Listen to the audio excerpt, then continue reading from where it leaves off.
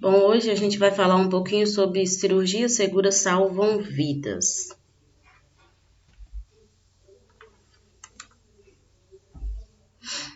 Então, assim, a Organização Mundial de Saúde, ela criou algumas metas para a segurança do paciente, e dentre elas tem relacionada à cirurgia.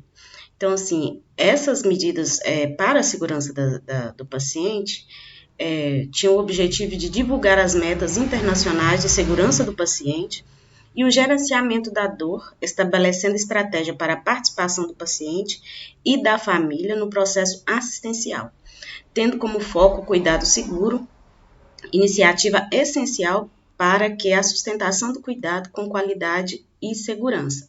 Então, assim, as 6 metas de segurança do trabalho eram identificar corretamente o paciente, então, assim, seja através de pulseirinhas com identificação, na beirada da cama com também identificação, na cama, o prontuário, tudo com identificação correta.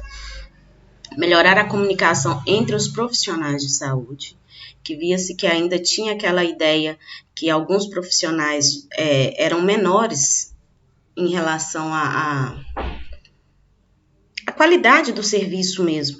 Então, assim, a Organização Mundial de Saúde, ela viu que tinha uma necessidade de se equiparar, porque cada profissional da saúde, ele é importante e relevante na sua área.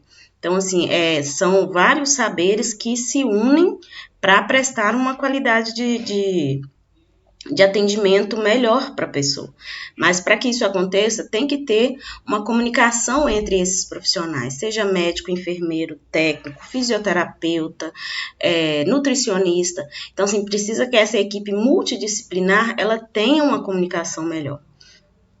Melhorar a segurança na prescrição, no uso e na administração de medicamentos. Então, assim, a gente sabe que se eu preparo uma medicação, eu tenho que fazê-la e checá-la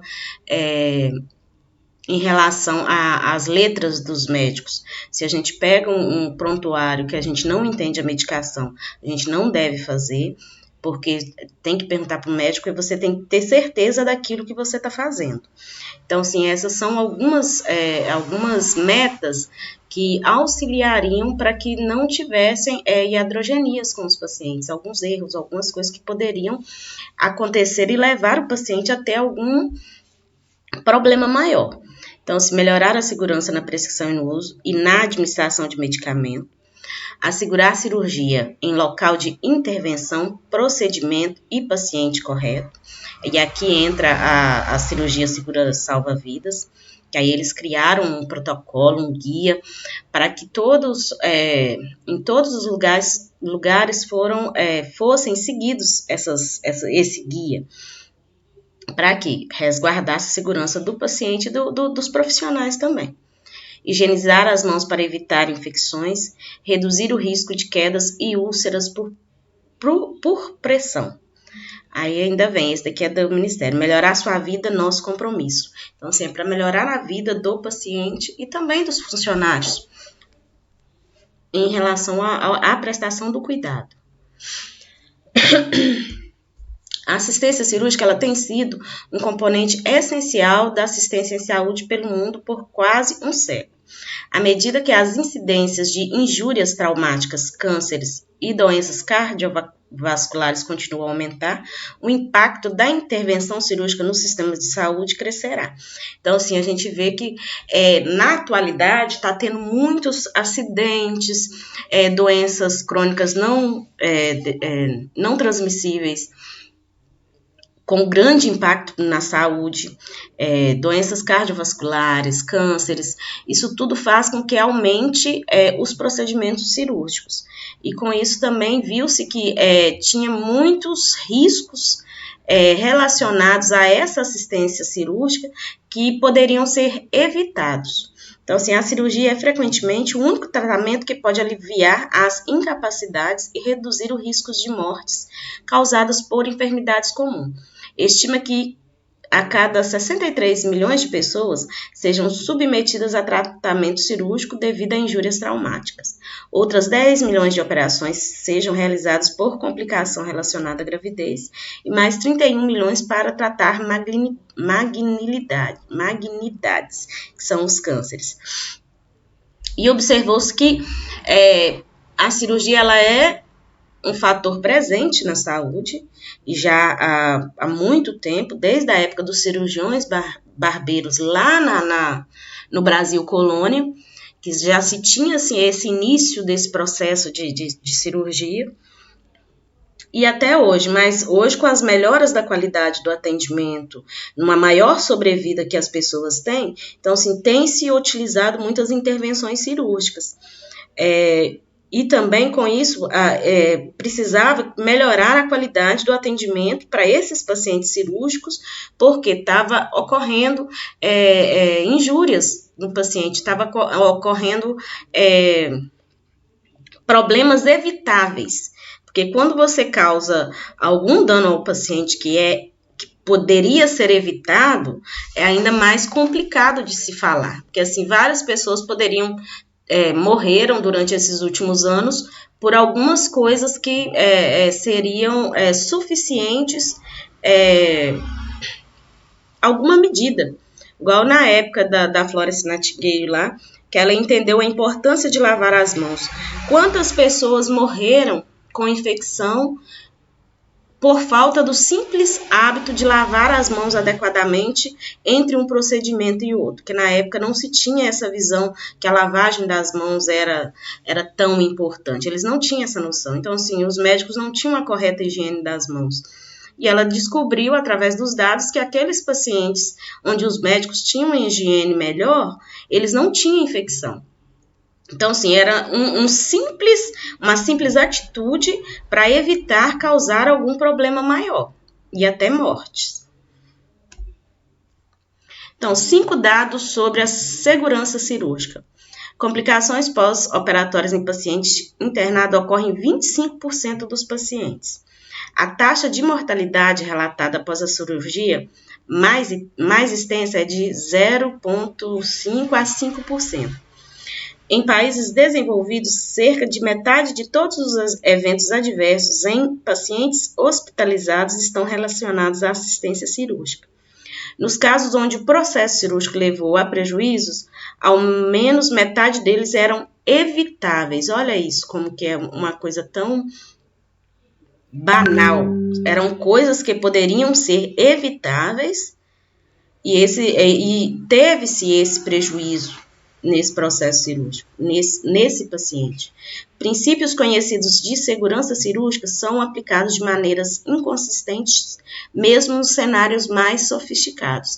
Então, esse quadro está no guia de segurança cirurgia segura salvam vidas, e aí eles têm esses dados que 25% dos pacientes eles têm complicação no pós-operatório, é um número muito alto.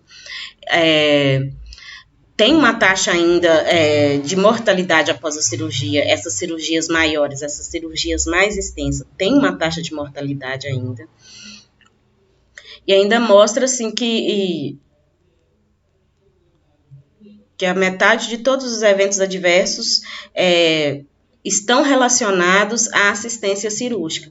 Por isso que teve-se esse cuidado ao observar esses dados, que isso tudo foi feito a partir de estudos. Então, se eles colheram esses dados e eles viram que estava tendo um aumento muito grande de complicações, tinham pessoas morrendo após cirurgias mais extensas. Então, assim, isso tudo foi feito, essa pesquisa fez com que eles tomassem diretrizes e metas para alcançar, para diminuir esses problemas decorrentes da cirurgia. E descobriram também que a metade dos casos de problemas no processo cirúrgico, eles eram evitáveis. Então, assim, a partir desses guias, desse estudo, eles queriam melhorar e diminuir esses dados que são alarmantes. Abordagem abrangendo todos os sistemas para melhora da segurança cirúrgica. Não há somente uma única solução que promoverá a melhora da segurança cirúrgica. Requer a conclusão de uma sequência de etapas necessárias na assistência, não apenas pelo cirurgião, mas pela equipe de profissionais de assistência à saúde, trabalhando junto em uma assistência de saúde que os apoie para o benefício do paciente, aumentando os padrões de qualidade para tornar a assistência cirúrgica mais segura pelo mundo. Num simpósio que eu vi sobre cirurgia, eu até fiquei assim, apaixonada com o médico que estava dando um simpósio, pela valorização que ele deu da nossa área da enfermagem, da equipe de enfermagem.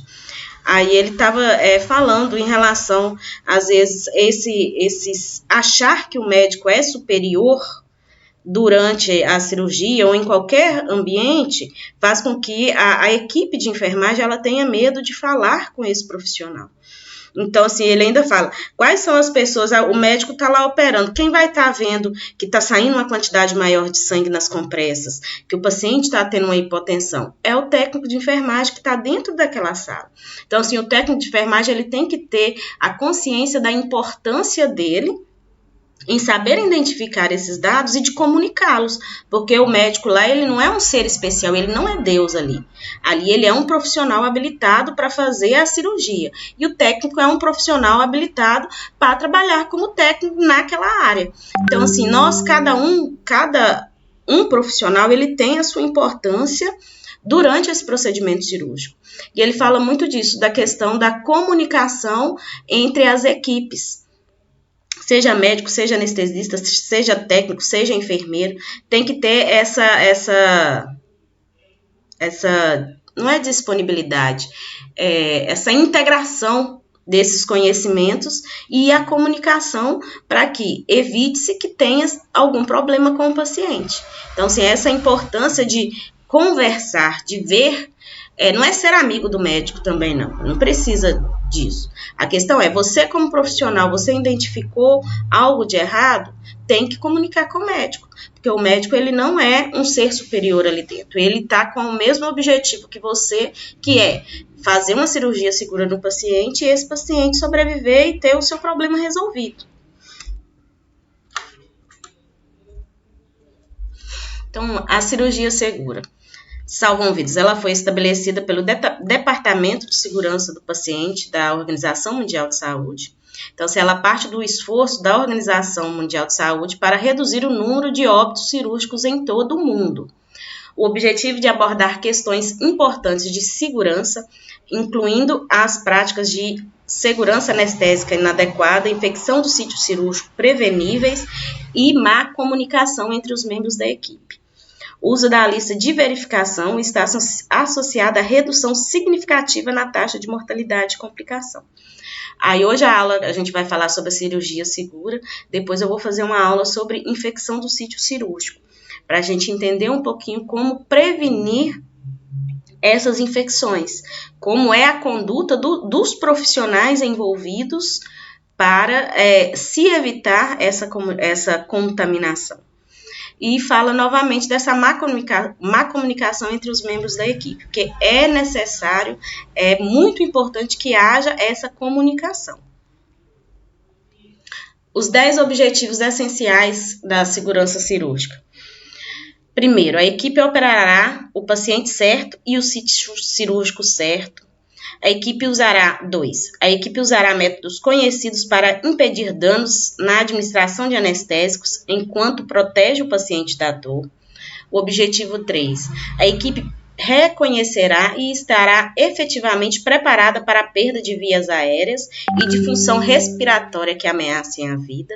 O 4. A equipe reconhecerá e estará efetivamente preparada para o risco de grandes perdas sanguíneas, mas para frente eu vou explicar cada um. O 5. A equipe evitará a indução de reações adversas a drogas ou reação alérgica sabidamente de riscos ao paciente. A equipe usará de maneira sistemática os métodos conhecidos para minimizar o risco de infecção do sítio cirúrgico. A equipe impedirá a retenção inadvertida de compressas ou instrumentos nas feridas cirúrgicas. A equipe manterá seguros e identificará precisamente todos os espécimes cirúrgicos. Objetivo 9. A equipe se comunicará efetivamente e trocará informações críticas para a condução segura da operação. E o objetivo 10. Os hospitais e os sistemas de saúde estabelecerão vigilância de rotina sobre a capacidade, volume e resultados cirúrgicos. Até mesmo para quantificar se realmente a cirurgia segura está fazendo uma diferença em relação ao número de óbitos e em relação ao número de infecções hospitalares. Tá. No objetivo 1, que a equipe operará o paciente certo e o local certo, são 3 etapas. A primeira é a verificação, a 2 é a demarcação da lateralidade e a 3 é pausa cirúrgica. Eu vou explicar cada uma. A 1 consiste na verificação do paciente, o local e o procedimento correto em todas as etapas, desde o momento da decisão de operar até o momento que o paciente é submetido à cirurgia. Então, vai se verificar verbalmente, através de exame, com os médicos, para que se tenha certeza que é o paciente certo, o local está certo e o procedimento também será realizado de forma correta. Demarcação da lateralidade, o correto é que o membro ou a parte que vai ser operada, ela seja demarcada no dia anterior pelo médico, mostrando qual é a área que vai ser operada. Então, assim, estabelece que os locais a serem operados devem ser demarcados. E é muito importante isso, porque, igual já teve casos de pessoas relatando, eu ia até colocar uma imagem de um jornal, falando que operou o joelho errado. Então, se na hora pode ser que os médicos chegam, eles estão conversando, eles não se atentam a esse detalhe, que é o mais importante. Então, se a pessoa vai para operar do joelho direito, vai lá e sai com o joelho esquerdo que não tinha nenhum problema operado e ainda continua com o seu joelho direito com problema. Então, assim, o sítio cirúrgico ele tem que ser operado, ele tem que ser demarcado antes. E aí eles colocam como uma observação, sítios não operatórios não devem ser demarcados de forma nenhuma, nem que seja para diferenciar, igual o vermelho é o que vai ser operado, o azul é o que não vai ser, não, vai ter só uma marca no corpo do paciente para mostrar que aquele vai ser o local que será operado, para não ter confusão. Às vezes a gente esquece, será que é o vermelho mesmo que é operado ou é o verde? Não sei, não lembro. Então, assim, por isso que eles colocaram que é só o sítio ou o próximo dele que vai ser demarcado. E tem que ser claramente visível. Na etapa 3 é a pausa cirúrgica.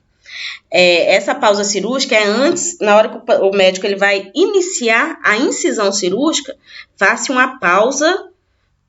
Então, sim, todos vão parar e prestar atenção, onde vai confirmar o paciente, o procedimento e o local da operação.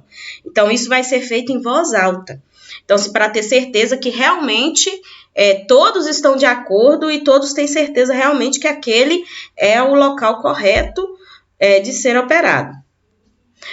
Essa é uma oportunidade segura que o paciente esteja corretamente posicionado e que quaisquer implantes necessários ou equipamentos especiais estejam disponíveis.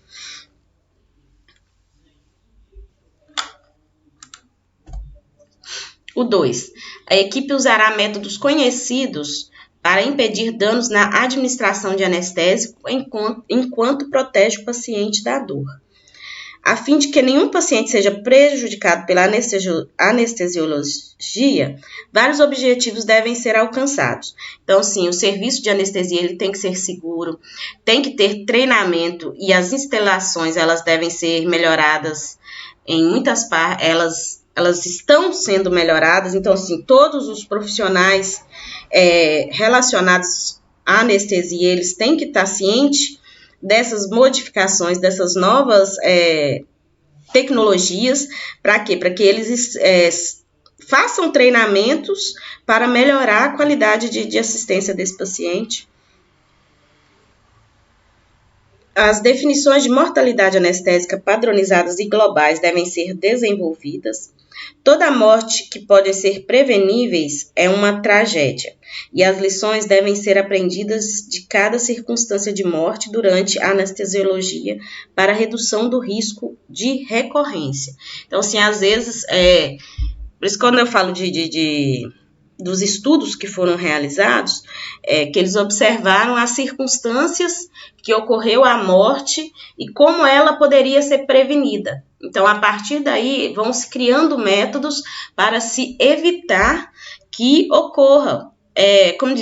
Vão aprendendo com os erros. Só que nós, na área da saúde, o nosso erro pode levar à morte de uma pessoa.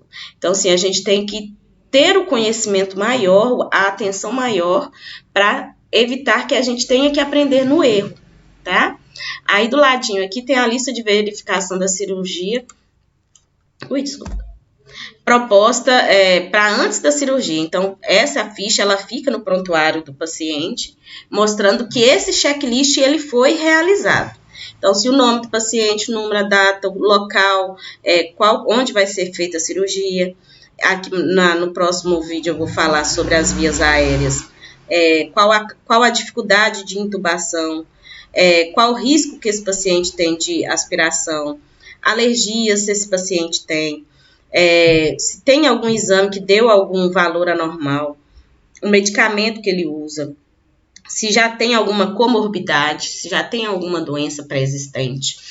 E aí tem que verificar os recursos que tem para cada um dessa área. Então, assim, se o paciente ele tem uma dificuldade, ele é uma classe 4 na aspiração, tem máscara na área presente e em funcionamento, então, assim, além de ter, ele tem que estar funcionando. Então, assim, das vias aéreas, tem máscara, tem laringo, tem o tubo, tem o guia, tá tudo ok? Ok, se o paciente precisar de uma intubação de urgência, o material de intubação já vai estar lá. A respiração, aí vai falar, tem oxigênio, os circuitos eles estão funcionando, tá tudo ok? Essa calça soldada, ela fica dentro do respirador, ela tá com a cor que ela teria que estar, e se tiver, tá presente? Sucção, tem o material para fazer a sucção do paciente? A drogas e os aparelhos, em relação à alergia. O paciente ele pode ter uma crise anafilática durante a cirurgia, a gente nunca sabe. Então, assim, tem todas as drogas necessárias para reverter esse processo alérgico, se caso ele aconteça. Quando fala desse checklist, sempre vai estar pensando no pior. O pior que pode acontecer, se o pior acontecer, eu estou realmente preparada? Então, assim, se ele deu algum exame anormal, ele está com a hemoglobina baixa, ele teve uma grande perda de sangue durante a cirurgia.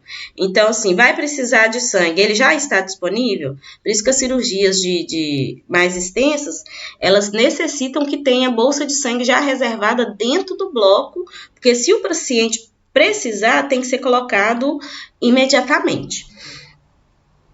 Em caso de o paciente tem um problema cardíaco, uma comorbidade, aí apareceu uma emergência, o médico tem um médico assistente, tem as medicações necessárias para reverter esse quadro, ok. Então, assim, fazendo isso, vai se entender que já tem todos os materiais necessários para, se caso ocorra algum problema durante esse procedimento, a equipe já está preparada. Então, assim, imaginar o negativo, porque se ele acontecer, já tenho como reverter e isso não causar uma morte, tá? A equipe deve reconhecer e estar efetivamente preparada para a perda de vias aéreas ou de função respiratória que ameace a vida. Então, a asseguração das vias aéreas de um paciente submetido à anestesia geral é um evento isolado mais crítico durante uma indução anestésica. O reconhecimento pré-operatório de uma via aérea difícil permite preparação e planejamento apropriado. Portanto, as vias aéreas de todos os pacientes devem ser minuciosamente avaliadas antes da anestesiologia. E os resultados da avaliação devem ser registrados. Porque depois que você inicia a anestesia geral, o paciente ele tem que ser intubado. Aí, se ele tem uma visibilidade da classe 4, que é nenhuma visibilidade, esse paciente vai ser de intubação difícil. Igual se tiver da classe 1. A intubação ela é mais fácil, porque está mais tranquilo para se ver, se visualizar o trajeto. E o paciente, ele, quando entra em anestesia, se você não intubar, o paciente morre. Então, assim, se o anestesista ele já fez essa avaliação, ele viu que ele tem uma classe 4, ele ainda não tem uma habilidade muito boa em relação a fazer uma intubação de vias aéreas difíceis, então, assim, ele já vai se planejar e se preparar para fazer essa intubação ou pedir ajuda de outro médico para que esse médico realize a intubação. Por isso, os médicos, eles não têm vergonha, não. A gente que tem vergonha, às vezes, de falar que a gente não consegue fazer as coisas. Os médicos, por isso, eles são uma equipe muito unidas. Se um chegar e falar assim, eu tô com um paciente que tem uma dificuldade de vias aéreas, teria como você ir lá só no momento da intubação para que eu consiga fazer a indução anestésica? Os médicos, eles vão sem reclamar e sem criticar o outro profissional. A área da enfermagem ela é muito desunida. Quando um colega pede ajuda, a primeira coisa que você pensa é: eu não vou ajudar, não. A obrigação dele é saber. Mas a gente nunca sabe se a gente não tiver alguém para ajudar a gente nesse início de profissão. Então, assim, a gente tem que unir mais vocês que estão iniciando agora esse processo. Quando vocês estiverem no mercado de trabalho, tentem passar essa visão para os seus colegas de trabalho, por quê? Que aí a gente vai realmente conseguir unir a nossa classe igual a classe médica é unida. O quarto objetivo: reconhecer e estar efetivamente preparado para o risco de grandes perdas sanguíneas. Antes da indução anestésica, o anestesiologista deve considerar a possibilidade de ocorrência de grandes volumes de perda de sangue. E se for um risco significativo, deve-se preparar adequadamente. Se o risco é desconhecido, o anestesiologista deve se comunicar com o cirurgião a respeito dessa ocorrência potencial. Antes da incisão cirúrgica, a equipe deve discutir o risco de grandes volumes de perda sanguínea e, se elas forem registradas, assegurar que o acesso endovenoso apropriado seja estabelecido, que esse acesso, igual eu falei com vocês, o acesso venoso do paciente cirúrgico, ele tem que ser de grande calibre, porque sempre prever que o mal pode acontecer, que as intercorrências podem acontecer, porque se elas ocorrerem, a equipe já vai estar preparada. Então, assim, é recomendado que um membro da equipe deve confirmar a disponibilidade de hemoderivados, se necessário, para cirurgias. Como eu falei, as cirurgias de grande porte, com a duração maior, ela tem a necessidade de ter essa reserva de sangue já no bloco cirúrgico, porque tem uma grande chance de perda de sangue. Então, precisa-se que tenha à disposição, porque se caso acontecer o paciente começar a ter hipovolemia e ter uma perda de sangue muito grande, vai ter que repor esse paciente até que a cirurgia seja completa, porque senão o paciente pode entrar a óbito. Então, por isso é sempre assim, considerar as possibilidades dessas ocorrências. E a importância dessa cirurgia segura, que essas confirmações, elas são preparadas antes e reconfirmadas durante o momento. Então, assim, antes da indução, vai fazer aquela pausa para entender, antes de se fazer a anestesia, porque depois que faz a anestesia, o procedimento ele vai iniciar. Então, se antes de fazer anestesia, as vias aéreas estão pérfias, é de fácil intubação, o paciente ele vai ter risco de ter perda sanguínea. Se tiver, todos esses três já estão devidamente disponíveis para poder ser utilizados. A equipe evitará a indução de reações adversas a drogas ou reações alérgicas sabidamente de risco ao paciente. A maioria dos erros de medicação em anestesiologia envolve a administração endovenosa em bolos, a infusão ou a administração de gases a vapores ou qualquer via de administração pode ser envolvida. A maioria se encaixa dentro das seguintes categorias: omissão, não administrou a droga desejada. Imagina você, no meio de uma cirurgia, o seu cérebro começa, a anestesia começa a passar e o paciente, ele está já durante a cirurgia. Olha o problema que isso vai dar. Repetição, administrou uma dose acima da necessária. Substituição, ele administrou uma dose errada. Dose ou taxa de infusão incorreta, ou correu rápido demais, ou correu lento demais, porque todas as medicações, elas têm o modo correto de ser administrado. Então, se essas medicações da anestesia, quem vai preparar e administrar é o anestesista. Só que, assim, a equipe de enfermagem, ela prepara, ela deixa preparado, não preparado diluído, deixa já organizadas as medicações que esse médico precisa.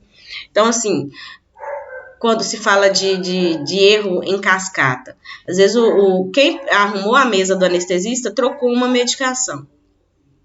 E o anestesista, na hora de preparar, ele não olhou qual medicação ele tá aspirando, preparando para colocar no paciente. Então, assim, às vezes ele errou porque o outro errou, mas isso não justifica também o erro dele, porque ele olhou, ele teria a obrigação de olhar qual a medicação antes de aspirar e antes de administrar no paciente, entendeu? A via incorreta e o paciente incorreto. Teve um caso, há muitos anos atrás, de um anestesista que a anestesia era a vapor. Ele colocou a anestesia na paciente e ele esqueceu, ela era anestesia inalatória. Ele esqueceu de desligar e a paciente, ela teve um problema cerebral. Ela deu uma hipóxia cerebral, ela deu parada cardíaca. Essa paciente ficou ruim mesmo. E um agravante era a filha dele.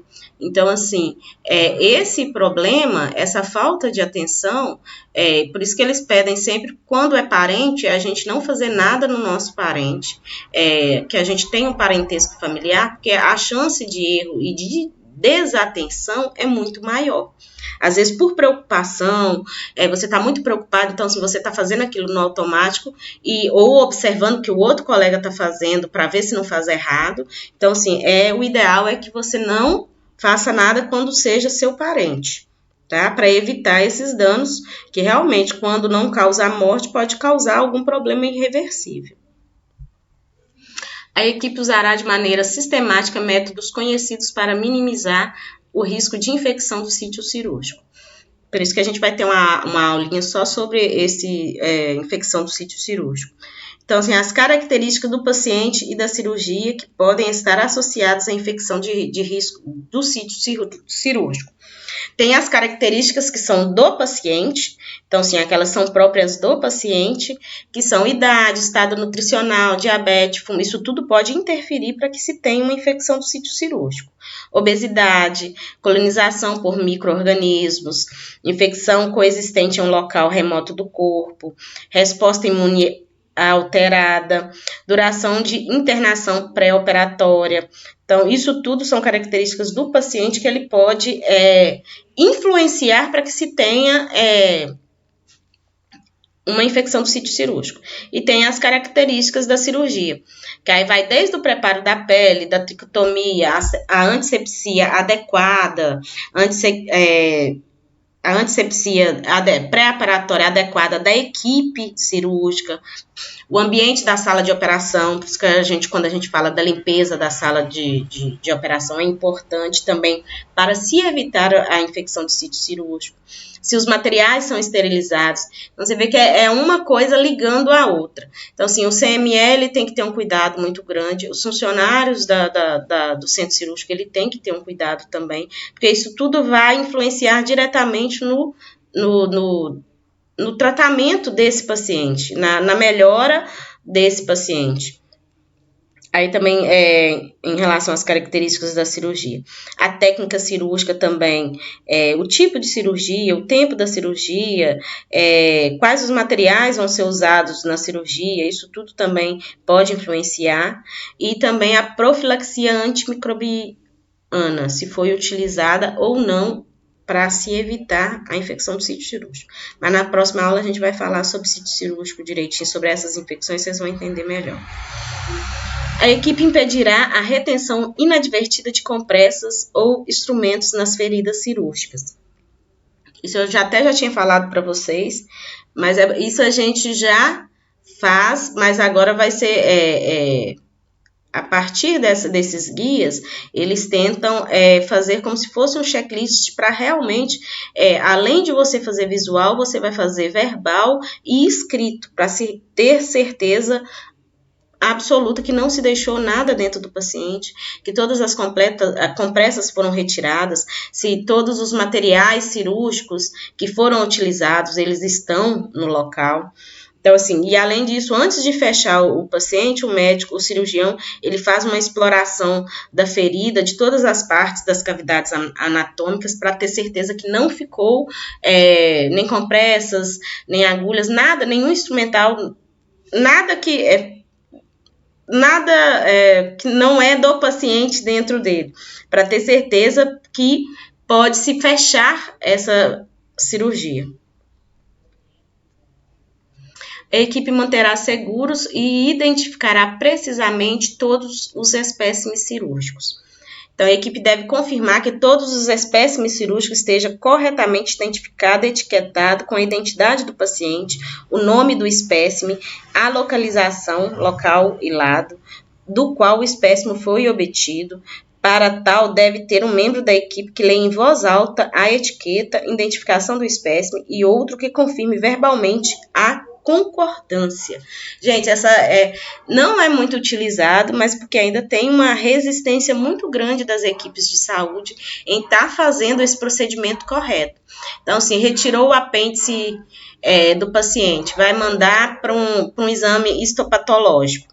Então, assim, vai colocar esse espécime dentro de um frasco com formol, e ele vai ser encaminhado para um laboratório. Então, se ele tem que ser etiquetado com o nome correto do paciente, falar qual que é aquela espécime, de onde foi tirado, isso tudo quando se confirma, quando alguém lê o que está escrito e o outro confirma que ouviu e que está correto o que está escrito, que o outro está lendo, a chance de dar erro é mínima, uma equipe ouviu, uma pessoa leu, uma equipe ouviu e outra pessoa confirmou verbalmente que ele viu o que estava escrito que aquela pessoa falou. Então, assim, fecha-se esse ciclo de erro.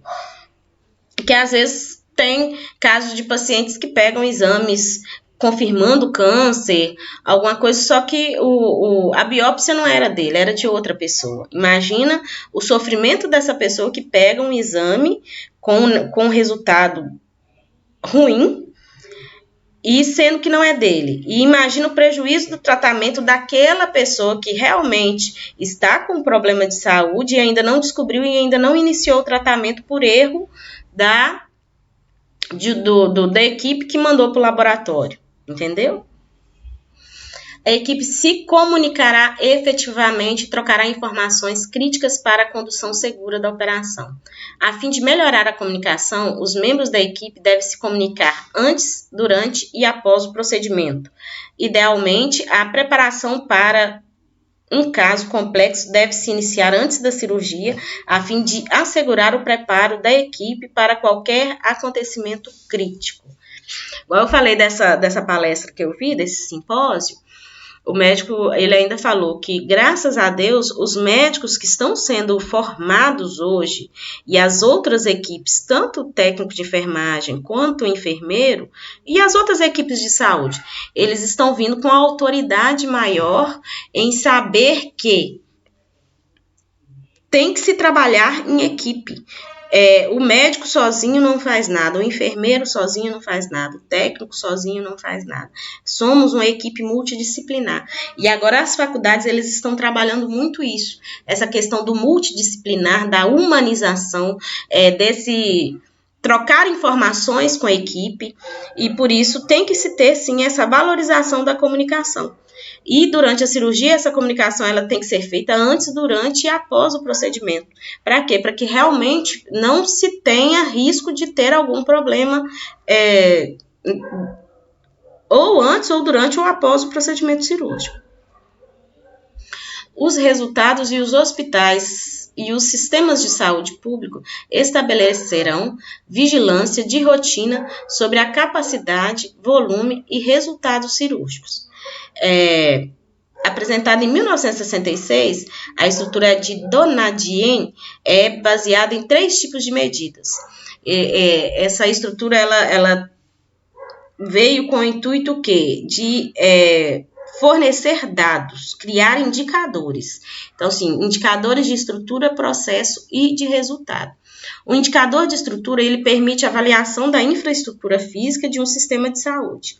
Indicadores do processo permitem a avaliação da qualidade da realização ou do fornecimento de um protocolo de assistência à saúde. E os indicadores de resultado, ele permite a avaliação dos resultados ou do impacto na saúde de uma população. Então, assim, quando fala de estrutura, o ambiente é adequado para o fornecimento seguro da assistência? Então, assim, vai se fazer essa avaliação e vai se criar indicadores para saber se essa infraestrutura ela é realmente segura e adequada para que essa estrutura ela é adequada para esse procedimento. O processo, a assistência é efetiva e adequada? O processo, quando se fala de processo, é muito relacionado aos protocolos que são criados e para que a equipe tenha um norte para cuidar desses pacientes. Então, assim, a assistência, ela está realmente sendo efetiva e adequada, ela está seguindo esses protocolos, ela está seguindo esse checklist. A assistência, ela realmente, ela faz essa avaliação dessa qualidade. Está sendo adequada essa qualidade de prestação de serviço durante esse processo? E o resultado? Os pacientes, eles são ajudados ou prejudicados? Então, assim, cria-se indicadores para entender. Um paciente, ele entrou para uma cirurgia e ele não teve nenhum problema. Ok. Aí faz um indicador dentro de um hospital, mudando um exemplo. Dentro de um hospital, ao se fazer esses indicadores, obtém-se que de 100 cirurgias, 30% dos pacientes, eles apresentam algum tipo de prejuízo à saúde, algum tipo, ou uma infecção, uma septicemia, ou qualquer dano ao paciente. Então, sim, esses indicadores vão fazer com que a gestão hospitalar, a gestão daquela unidade, tenha-se uma atenção maior para ver onde que está acontecendo o erro, para ver se foi na estrutura que não está adequada, se os processos, se essa assistência não está sendo prestada de forma adequada também. Um objetivo central do programa Cirurgia Segura Salvam Vidas é definir um conjunto de estatísticas demográficas para a cirurgia que incorpore medidas de estrutura e resultado e que rastreie os esforços do processo, tais como o uso de uma lista de verificação de segurança e implementação de protocolos padronizados para assistência. Nessa palestra, o médico ele fala que ainda há uma resistência muito grande dos médicos mais antigos e das equipes mais antigas de centro cirúrgico em estar seguindo essa lista de verificação e esses protocolos. Porque ele sempre fala, mas eu já faço isso automaticamente. Só que os erros, eles acontecem. Então, assim, se você conseguir reduzir no máximo possível o risco de se ter algum problema, é melhor que seja realmente aderida a essa lista de verificação e a esses protocolos, para que melhore a assistência desse paciente. O processo checklist de verificação de segurança do paciente no perioperatório.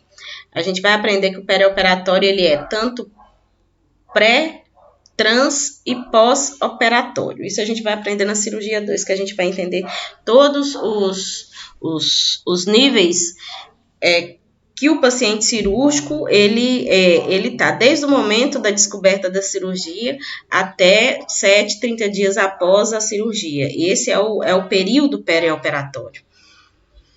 Então, assim, Esse checklist, ele visa fazer, em determinados momentos, a verificação de alguns dados para que, quando fosse passar para outra fase, todos os dados estejam adequadamente corretos. Então, se antes de buscar o paciente, o funcionário do centro cirúrgico, ele liga para a unidade que o paciente se encontra, aí ele checa se os termos de consentimento ele está assinado, se a anestesia ela está preenchida, assinada e carimbada, se realmente foi feita a avaliação anestésica, checa se a avaliação perioperatória cirúrgica foi realizada, checa a lateralidade está demarcada, se aplicável, porque tem algumas que não dá para demarcar, preenche a ficha de movimentação do paciente e solicita o transporte do paciente. Então, aí já começa correto a partir daí. Porque aí o paciente ele só vai ir para a sala de cirurgia se ele já tiver os termos de consentimento para a cirurgia e anestesia assinados, se ele já tiver feito essa avaliação pré-anestésica, se ele já tiver feito uma avaliação cardiológica, dependendo do caso, aí vai perguntar se os exames estão feitos, para que quando o paciente entre dentro da sala, porque faz conta, o paciente ele ainda não fez uma avaliação pré-anestésica. O médico não conseguiu passar no quarto dele para fazer a avaliação. Aí vai chamar esse paciente para fazer cirurgia? Não. Essa cirurgia vai ser suspensa até que o anestesista possa ir no quarto para fazer uma avaliação desse paciente. Que vai que esse paciente ele tenha uma dificuldade de intubação e ele vai precisar de intubação. Então, assim, tem que ser percorrido todos esses caminhos. E quando o paciente chega na sala de cirurgia, aí eles têm a checagem antes da indução anestésica, vai checar qual anestesia, o nome do paciente, se tem possibilidade de ter perda de sangue, se as vias aéreas elas são realmente tem uma facilidade de intubação se necessário, e imediatamente antes da incisão cirúrgica vai se repetir também esse procedimento e quando o paciente sair da sala de operação. A gente vai ver as listinhas. No momento do transporte, o colaborador de enfermagem da central de transporte realiza o transporte do paciente. No posto de enfermagem, checa os termos. Esse daqui ele tinha que estar lá em cima, junto com após o paciente ligar. Não, tá certo, dá para vocês entenderem. Aí no momento do transporte, ao posto de enfermagem, ele vai checar se tudo tá ok, se tudo tá assinado, carimbado, preenchido, vai ver se tem os exames laboratoriais, vai identificar o paciente, checar se a pulseira de identificação do paciente está correta com o prontuário, olhando o nome e a data de nascimento, e vai olhar a lateralidade cirúrgica do paciente.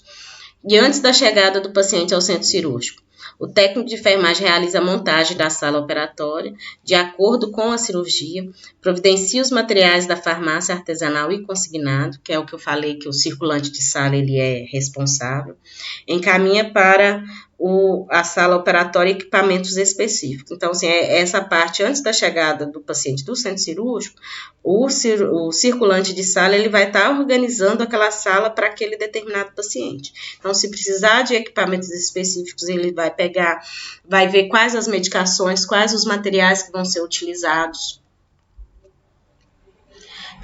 E a técnica de enfermagem também vai checar com a equipe se serão utilizados dispositivos implantáveis e realizar a descrição dos mesmos em campos específicos.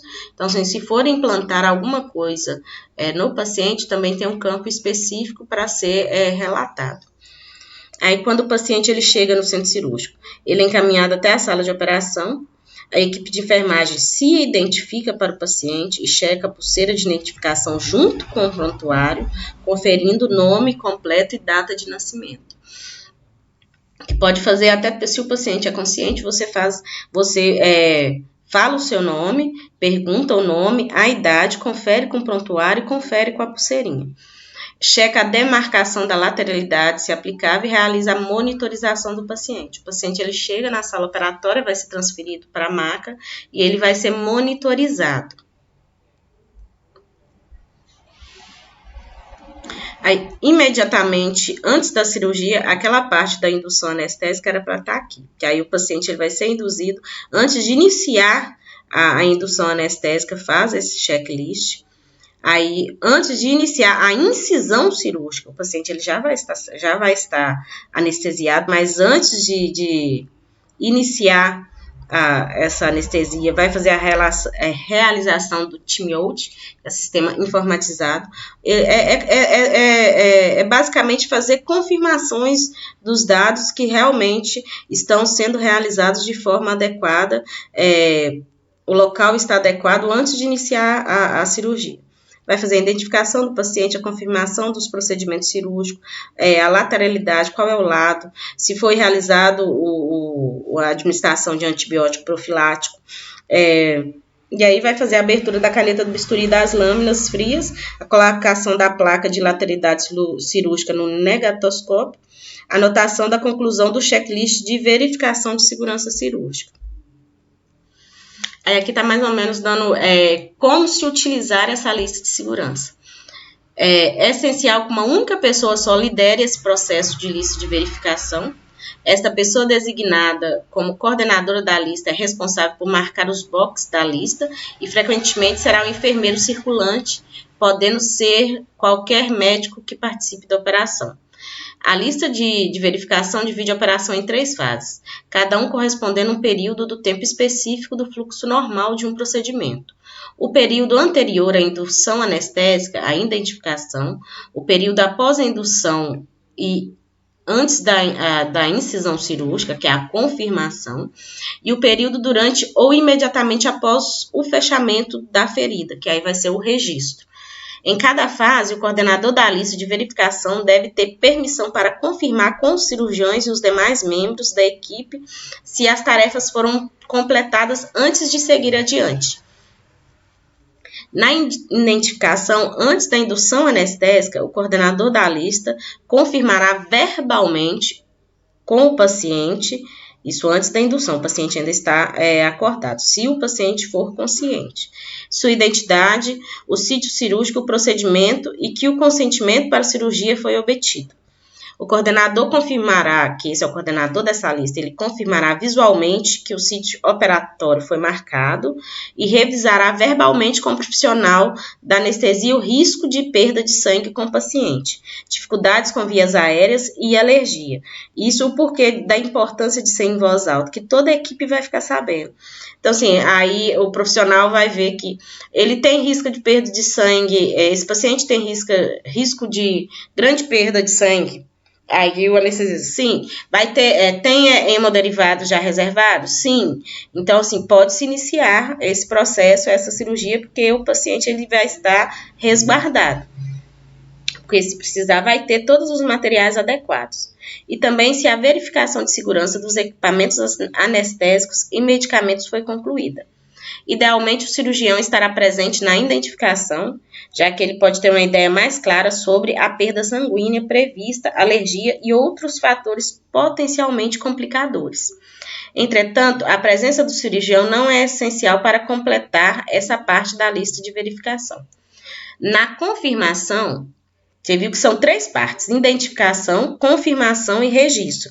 Então, essa lista de verificação, ela passa por essas 3 partes. Então, primeiro vai se identificar se o paciente, identificar se não tem risco de perda sanguínea, identificar se as vias aéreas, se existe alguma dificuldade em intubação, se o paciente ele tem alguma alergia, se o local está realmente adequado, se o local operado é aquele mesmo. E na confirmação, a equipe fará uma pausa imediatamente antes da incisão cutânea, para confirmar em voz alta que a operação correta no paciente, no local correto, estão sendo realizados. Então, todos os membros da equipe revisarão verbalmente, uns com os outros, os elementos críticos de seu plano para a operação, usando as questões de lista de verificação como guia. Também confirmarão que o antibiótico profilático foram administrados nos últimos 60 minutos e que as imagens essenciais estão expostas adequadamente. Nesta fase, a presença do cirurgião é fundamental. Então, aí, nesse momento da confirmação, realmente é o momento que iniciará a cirurgia. Então, assim, isso mesmo, inicialmente, imediatamente antes da incisão cutânea. Então, antes do início da incisão cirúrgica, tem que se fazer essa confirmação para que ela possa continuar. No registro, a equipe revisará em conjunto a operação que foi realizada, a conclusão das contagens de compressa e os instrumentos e etiquetagem de qualquer amostra cirúrgica obtida. Também revisará qualquer mau funcionamento de equipamentos ou questões que necessitem ser resolvidas. Finalmente, a equipe revisará os planos-chave e preocupações a respeito da abordagem e recuperação pós-operatória, antes de retirar o paciente da sala de operação. Que aí, nesse momento, ainda está toda a equipe unida. Então, assim, é a hora de fazer esse registro, de revisar qualquer intercorrência que poderia ter tido ocorrido e deixar tudo relatado, porque aí o paciente vai ser encaminhado para a RPA. Então, assim, a cirurgia segura, esse manual de cirurgia segura salvam vidas, é uma iniciativa multifacetada. Então, assim, ela tem várias faces. Participativa para reduzir os danos ao paciente por meio da assistência cirúrgica mais segura. Todos os Estados-membros, todo hospital ou clínica do mundo e da equipe cirúrgica são convidados a empreender este desafio. Então, assim, como não é uma obrigatoriedade, muitos profissionais não se adequam, muitos hospitais não se adequam, achando que vai ter perda de tempo ao se fazer todos esses procedimentos. Mas, ao contrário, porque se acontecer alguma intercorrência, o tempo que vai ser gasto para resolver essa intercorrência, se não tiver realizado todo esse manual, vai ser muito maior. Então, assim, ela vem para resguardar mesmo o paciente durante o procedimento cirúrgico. E por não ser obrigatória, nem todos se adequam. Eles, às vezes, eles modificam esse checklist feito para a Organização Mundial de Saúde e se adequam à sua realidade. Mas, assim, a partir do momento que os profissionais eles estão mudando de visão, eles estão vendo que é importante ter novos conhecimentos. E a partir do momento que tem-se estudos e observa-se que realmente fazer esses checklists, seguir esses protocolos, diminui o risco de óbitos ou de alguma intercorrência pós-cirúrgica, a equipe de saúde ela vai começando a se adequar a esses novos métodos e novos meios de continuar fazendo saúde, né? Assim que vocês terminarem de ver o vídeo, aí eu vou mandar o link do exercício, tá? Aí vocês têm até as 20 horas para me enviar. Quem não enviar até as 20 horas vai receber falta, tá? O pontinho, se enviar depois, o ponto eu ainda vou dar o ponto, mas vai ganhar falta. E vocês lembrando que falta também reprova, tá? Aí eu peguei essas duas frases que eu achei muito interessante.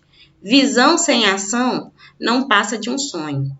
Ação sem visão é só um passatempo.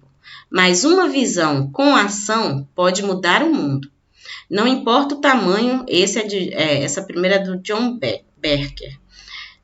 Não importa o tamanho dos nossos obstáculos, mas o tamanho da motivação que temos para superá-lo. Esse é de Auguste Cury. Então, isso sirva como para vocês repensarem, refletirem um pouquinho sobre a vida, tá? Então, daqui a pouquinho eu mando o link para vocês.